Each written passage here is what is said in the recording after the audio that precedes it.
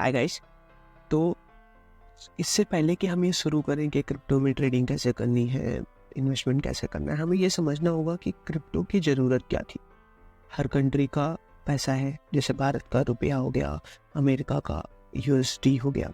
हमारे पास fiat currency है, हम उस रुपए को या यूएसडी को ले जाके किसी भी शॉप पे जाके कुछ भी खरीद सकते हैं। हम उसी यूएसडी या रुपए से हम इन्वेस्टमेंट कर सकते हैं। हम हर चीज़ अपनी ही फिएट करेंसी से कर सकते हैं। ऐसे में क्या ज़रूरत है कि हम एक नई करेंसी को अडॉप्ट करें, जो कि क्रिप्टो करेंसी है। तो इसलिए इसके पहले हमें ये समझना पड़ेगा कि जो हमारी अभी एग्जिस्टिंग करेंसी है, लेट्स से रुपए या यूएसडी, ये सब अपनी वैल्यू कहाँ से पाती है। लाइक आफ्टर ऑल वो एक पीस ऑफ पेपर है, लेकिन फिर भी वो 100 रुपए की वैल्यू रखती है या 500 रुपए की वैल्यू रखती है। तो ये इम्पोर्टेंस कहाँ से आता है? ये इम्पोर्टेंस आता है गोल्ड से, जो गवर्नमेंट के पास रिजर्व है। तो जैसे कि भारत का जो इंडियन रुपीज़ है, it is backed by gold, ठीक है, सिक्योरिटीज और फॉरेन करेंसी एसेट्स। तो इन सब चीज़ों की वैल्यू के हिसाब से रुपए को उसकी वैल्यू मिलती है। लेकिन दिक्कत कहाँ आती है? जब गवर्नमेंट अपने मन मुताबिक ऐसे प्रिंट छापना शुरू कर देती है। इसका हम रियल एग्जांपल देखेंगे 1971 में, क्योंकि यूएस इकोनॉमी की जो ट्रेंड होती है वो दुनिया की हर इकोनॉमी के ट्रेंड को इफेक्ट करती है। अगर यूएस इकोनॉमी अच्छे से चल रही है तो हर कंट्री की इकोनॉमी अच्छे से चलेगी। अगर यूएस की इकोनॉमी थोड़ी डाउन है तो हर कंट्री की इकोनॉमी डाउन चलेगी। इसलिए हम यूएस का एग्जांपल लेते हैं। तो हम देखेंगे कि 1971 तक यूएस में जो यूएस डॉलर्स थे, दे वर बैक्ड बाय गोल्ड रिजर्व्स, ठीक है।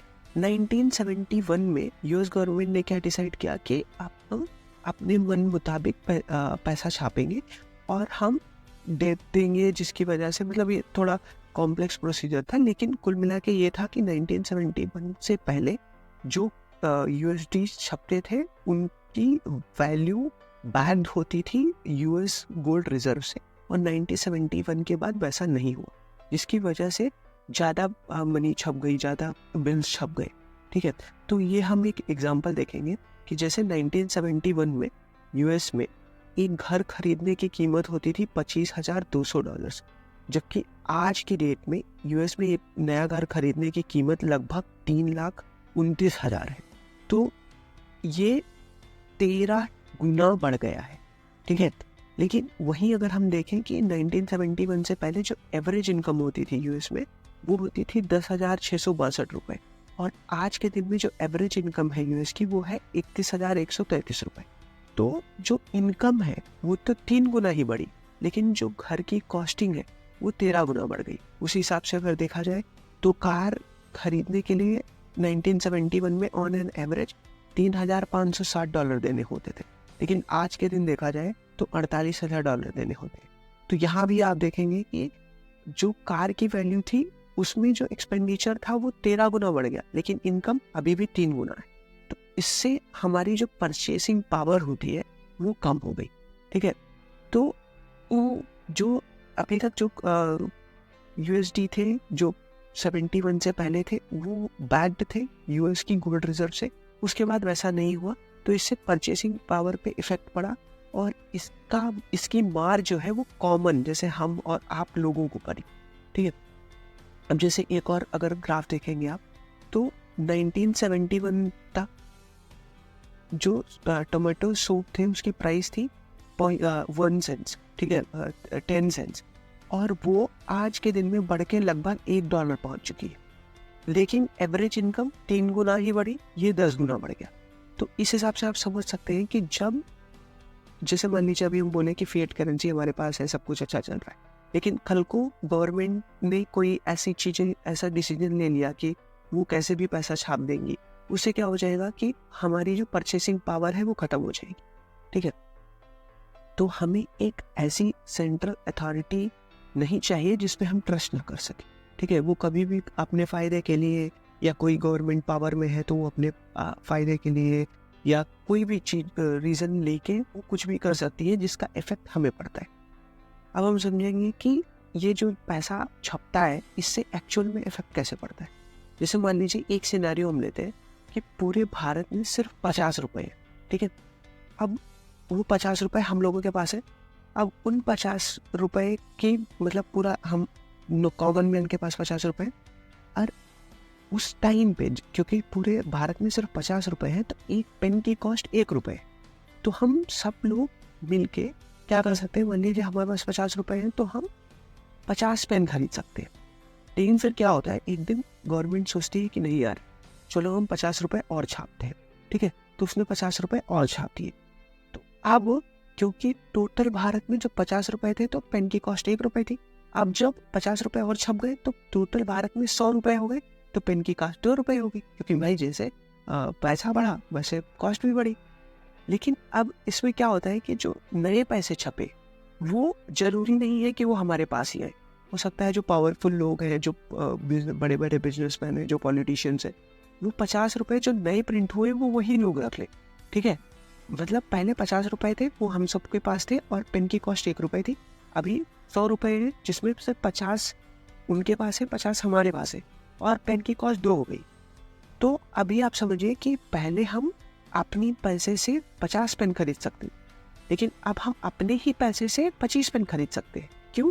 क्योंकि गवर्नमेंट ने एक दिन ऐसा सोचा कि हम भाई 50 रुपए और प्रिंट कर दिए। तो इससे हमारी जो परचेसिंग पावर है वो 50 पेन से लेके 25 पेन पहुंच गई, यानी कि आधी हो गई।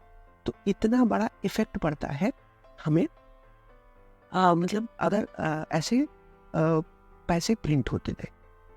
अब हम देखते हैं कि ये जो मतलब पैसे प्रिंट करने वाला इशू है, ये बिटकॉइन में या क्रिप्टो करेंसी में कैसे बचाता है हमें,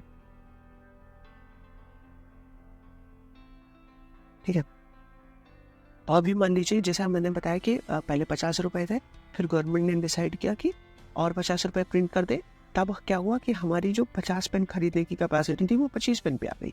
लेकिन अगर हम क्रिप्टो करेंसी देखेंगे, इसमें पहले से ही सेट रहता है कि 21 मिलियन बिटकॉइन ही रिलीज होंगे, ठीक है। तो हम ऐसा नहीं कर सकते कि आज 21 मिलियन है, कल को ये 22 मिलियन हो गए या 42 मिलियन हो गए और हमारी परचेसिंग पावर आधी हो गई। नहीं, ये ऑलरेडी फिक्स्ड है, तो हमारी परचेसिंग पावर कभी ख़त्म नहीं होगी। और क्योंकि इसकी माइनिंग बहुत स्लो है, क्योंकि अभी मान लीजिए 2008 से अभी तक सिर्फ 93.55% of the bitcoin he mine हुए हैं। तो क्योंकि इनकी माइनिंग स्लो रेट, हर 4 साल बाद इनका माइनिंग रेट आधा हो जाता है, ठीक है। इसकी वजह से हमेशा डिमांड ज़्यादा रहेगी, सप्लाई कम रहेगी, तो परचेसिंग पावर बढ़ेगी ना कि घटेगी। तो ये एडवांटेज होता है अगर हम क्रिप्टो की टूवर्ड्स मूव करें। उसके बाद हमारे पास एक और डिसएडवांटेज है जो फिएट करेंसी में होता है।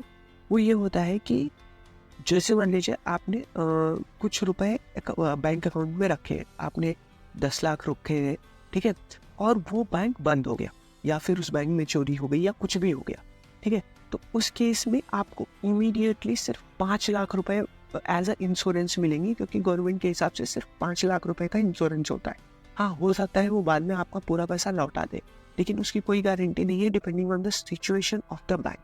तो हमें एक और ये रिस्क हो सकता है कि हम अपना पैसा कहीं दे दें, ठीक है, और वो चीज़ बंद हो जाए, वो पर्टिकुलर बैंक बंद हो जाए, क्योंकि किसी और ने फ्रॉड किया है या किसी और ने कुछ किया है जिसकी वजह से वो बैंक बंद हो जाए।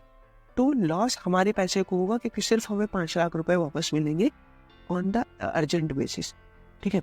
तो क्रिप्टो में एडवांटेज क्या है? एडवांटेज ये है कि हम अपनी परचेसिंग पावर से बच सकते हैं, ठीक है। जो परचेसिंग पावर कोई और डिसाइड कर रहा है उससे बच सकते हैं, ठीक है। हमारी जो इन्फ्लेशन है वो कम है, और तीसरी बात, हमें जो ओनरशिप मिल रही है वो हमें पूरी मिल रही है। हमारा पैसा हम कहीं नहीं रख रहे, हमारा पैसा हम अपने पास रख रहे हैं, उसको जब चाहिए तब हम निकाल सकते हैं, जैसे चाहिए हम वैसे ही यूज़ कर सकते हैं, ठीक है। और अगर इन केस ऑफ मतलब कोई बैंक शट डाउन होता है या कोई ऑब्जेक्शन लग जाता है तो हमारा अकाउंट कोई सीज नहीं कर सकता, ठीक है। जैसे मान लीजिए अभी आपके अकाउंट में 10 लाख 20 लाख रुपए पड़े हैं, आपको किसी गवर्नमेंट के खिलाफ आपने बयानबाजी कर दी और उन्होंने आपको फंसाने के चक्कर में आपका बैंक अकाउंट सीज कर दिया, तो आपके पास 20 लाख रुपए होते हुए भी आप रोड पे आ जाएंगे, क्योंकि आपके पास पैसा नहीं। हाँ, मतलब नॉर्मली ऐसे डे टू डे लाइफ में यूज़ करने के लिए पैसा नहीं, उस चीज़ में क्रिप्टो करेंसी आपकी मदद करती है, क्योंकि ये ओनरशिप आपको देगी, आप अपना पैसा रखें, ठीक है। और एक मतलब रॉन्ग सिनेरियो में बोलता हूँ, ठीक है। रॉन्ग सिनेरियो ये है, मतलब ये थोड़ा अनएथिकल है, पर ये बहुत ही अच्छा यूज केस है क्रिप्टो करेंसी का, जो अच्छे से समझ में आएगा। मान लीजिए आपके पास 5 करोड़ रुपए बैंक अकाउंट, ठीक है, और मेरे पास 5 करोड़ रुपए मेरे क्रिप्टो वॉलेट में है, ठीक है।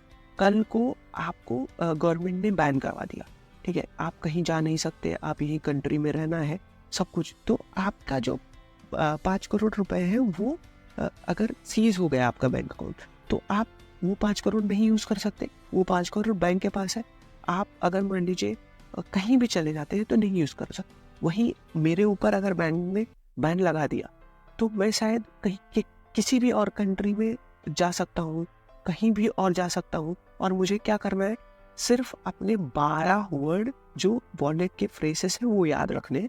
मैं कहीं भी जाके अपना पैसा एक्सेस कर सकता हूँ और अपने पैसे को यूटिलाइज कर सकता हूँ। तो ये जो फुल ओनरशिप ऑफ मनी है, ये क्रिप्टो देता है हमें, ठीक है। अब हम आते हैं अभी क्रिप्टो में घुसने का टाइम क्यों है। तो सबसे पहले हम समझते हैं कि एक्चुअली मेरे हिसाब से हम ऑलरेडी लेट है क्रिप्टो में घुसने के लिए। मतलब अगर आप आज शुरू कर रहे हैं क्रिप्टो तो आप ऑलरेडी थोड़े से लेट है, ज़्यादा लेट नहीं, क्योंकि इंडिया में अभी उतना एडॉप्शन नहीं हुआ है क्रिप्टो करेंसी। लेकिन फिर भी crypto currency on a world level अच्छे से अडॉप्ट हो रही है।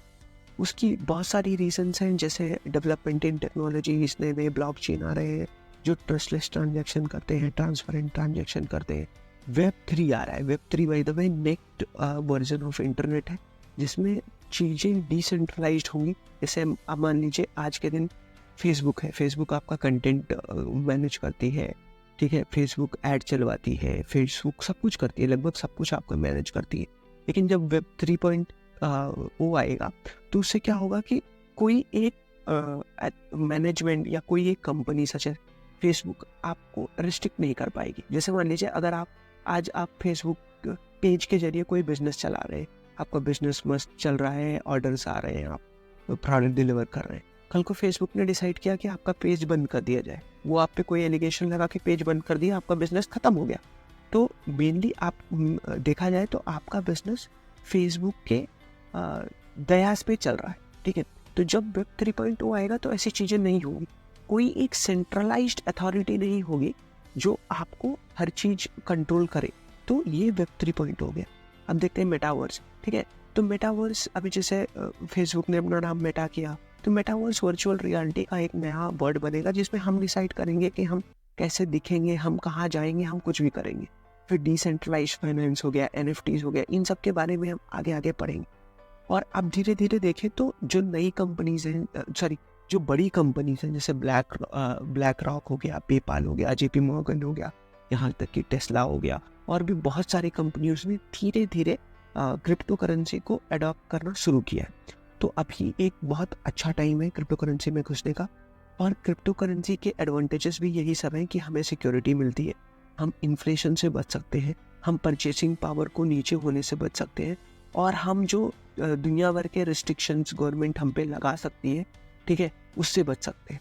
लेकिन यहाँ मुझे गलत मत लीजिएगा, मेरा कोई भी ऐसा मतलब नहीं है कि हम गवर्नमेंट के खिलाफ जाएं या कुछ करें। मेरा इतना सा मतलब है कि हम अपनी करेंसी को या अपने पैसे को अपने विश एंड विल, अपने ओनरशिप के हिसाब से रखें। तो ये एडवांटेज है और इसीलिए आपको क्रिप्टो करेंसी में घुसना चाहिए। Thank you.